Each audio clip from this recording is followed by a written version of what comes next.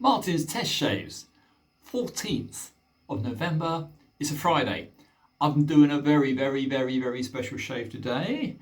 I had the great pleasure of receiving from Mr. Anthony Fox, and this originally came from America. This is the fabled Puma 18, which is the biggest, I believe, of the Pumas. Anyway, it was a little stained, a little dirty, edge was not that brilliant, but when you consider the years it's been, I think it's absolutely amazing. So anyway, I received it this morning from Anthony. I've basically given it a little bit of a tarting up, but not a lot, buffed it, but the main thing is I've put a new edge on it. Let me just show you. There's the box. It's of course an Ardennes coticule. The reason for the Ardennes is because I can do a 1 stone honing.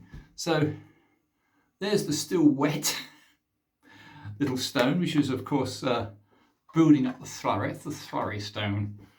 There is the beautiful little coticule, and I did the usual sort of Delacote style method, meaning heavy slurry, medium slurry, very light slurry, and then just water until the blade starts to stick. When the blade was sticking, you know it's about there. It doesn't take long. I mean, you can do a 1 stone coticule hone just a few minutes. Anyway, main trick is then you've got to use a decent strop. So this is a canvas strop, and I've given it, I think I gave it quite a few out. I might have overdone it. I gave it about 60 laps on the canvas strop until such a point where it was hanging hair testing perfectly. However, the hair that I'm using does vary, I'm sure. The hanging hair was in fact beautiful in one direction, but not in the other. This is a common sight I've often found where, because of the scales of the hair, it'd go ba-ding, ba-ding, ba-ding, ba-ding in one direction and not in the other. So it's a good edge. I wouldn't say it's the best edge I've ever put on. However, let's now test it. We're going to use the ancient Mitchell's Wool Fat, which of course a lot of people trust because it's a good soap. So let's try a Mitchell's Wool Fat lather. I haven't bothered doing much prep, which is always a mistake, but never mind. So there we go, a little bit of simple lathering first, then we'll get on with the shave.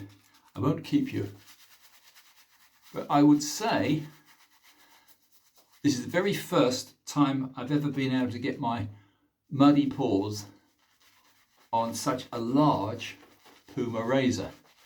The reason why people go on about Pumas is because they have double hammered steel, and I suspect the tempering is just as good.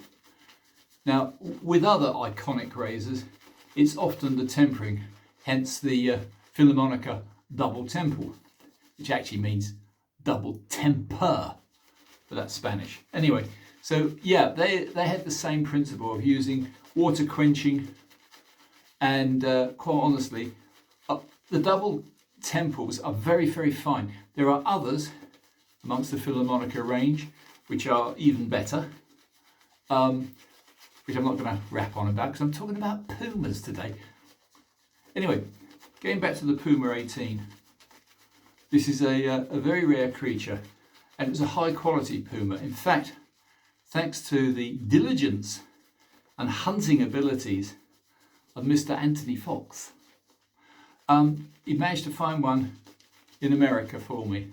So I've got one, he's got one. Aren't we lucky? Right, that's going to probably do. Not the best lather in the world, but then I'm not a soap meister or a lather nut.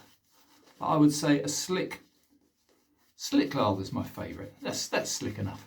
So onwards and upwards. Always the golden rule. Dry fingers before shaving. Right, this particular beauty, I will show you one more time before I actually do anything. Oh, the other thing that might interest you vaguely is that I did the whole operation that's the restoration, the buffing, the honing, the whole lot, with my contact lenses in.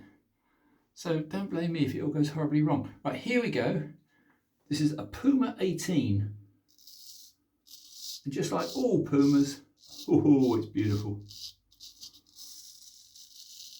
Listen to that. That's quality. Oh, yep. That's a beautiful, beautiful edge. And that's a very pure coticule edge. I've always said with Puma, doesn't matter what edge you put on, they're good. That's crisp. That is really crisp. So let's just see if I can wipe a little off and have a study. Yeah, that's doing a very fine job. Left hand now. That was my right hand. This is my left hand. And let's see, a little bit of a stretch, just a little bit. Yeah. No dragging at all. Always a good sign when you don't drag. Yep. If you wonder what the whacking great bruise is, too much slinging. The knot came around and caught my wrist. Anyway, yeah, this is nice. I've always wanted to shave with a Puma 18, and now I am. So, forgive me if I shut up for a moment. I'm testing its ability to be crisp. And it is crisp. This is only going to need a 2-pass shave, so I won't bore you. But that really did do the job. So, there you have it.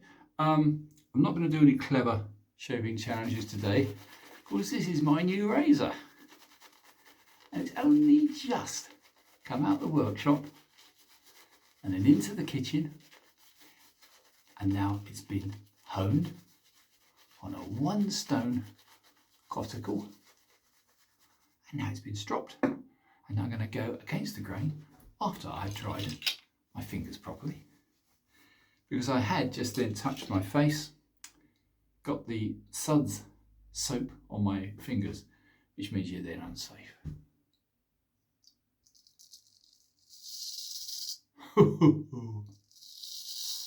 Yeah, that'll do nicely.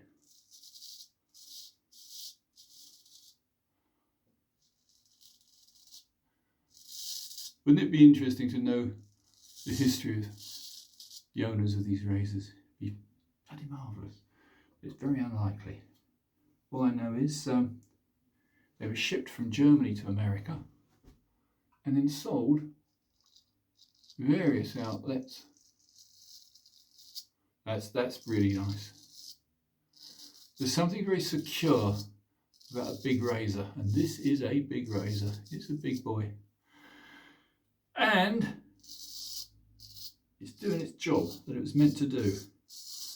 I don't even know how old it is, but it's old and it's doing a wonderful job. And after I'm done, it'll do someone else a wonderful job. Only a Gillette disposable crap. This is a proper razor. And the joy of straight razor shaving is in the skills that you pick up. And that's what it's all about. It's all about skills. From shaving to honing to stropping. And last but not least, cleaning and storing. This was very lucky. The gentleman who last owned this put it away only slightly dirty, so it stained the edge, and the edge stain would eventually turn into full-on corrosion, which would be a tragedy.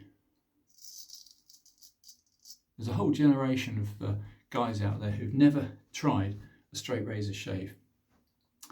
Once you've survived the first 25 shaves, there's no looking back. But anyway, that's another story. This is not an instructional video. This is purely self-indulgent. Anyway, that's it. That's done. So, I haven't got a case for this one. It didn't come with a case, but I've got a proper Puma case for it. So I'm doubly lucky. I got a nice spare wooden plastic Puma case about a year ago, waiting for a fine beast like this to turn up. Anyway, chaps, I'm going to just wash off this tiny little bit of lava that's left. And what should we have today for a splash? We're 10 minutes 47, 10 minutes 48, 10 minutes 49 into this shave. I can't tell you how chuffed I am. All these skills pay off in the end. I'm going to go for, let's go for the Mad Bird. The Mad Bird on the Dragon. That's a lovely splash. This is, of course, Shazam. And I've got to say, it's one of my favourites for a simple reason. It's very smooth. It smells of a sweet shop. Oh, that's quality. So there you have it, chaps. That was about, I don't know, probably 3 days of stubble. Lightly removed with my new Puma 18 razor. Courtesy, very kind courtesy of Mr. Fox. Anyway, chaps, how about that? One last for you, because you probably will never see another. That's a Puma 18, full-sized. I'm guessing it's just over 7/8. I wouldn't be surprised if it was 8/8. I'm not certain the time to measure it. Anyway, I hope this is vaguely amusing. Martin's Test Shaves, over and out.